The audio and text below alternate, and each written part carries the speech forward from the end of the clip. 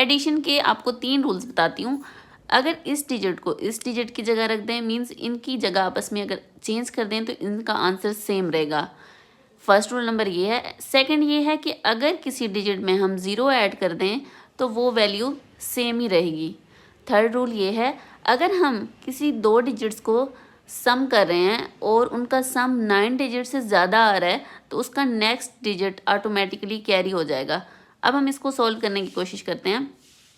6 and 4 10, 0 यहाँ, 1 carry, 3 and 1 4 और 7 कितने हुए, 7 8 9 10 11, 1 इधर, 1 carry, 4 and 1 5 6 7, 9 and 1 10, 0 1 carry, 8।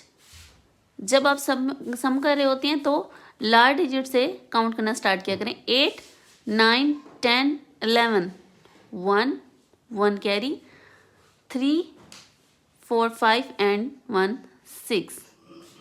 This is answer. Okay.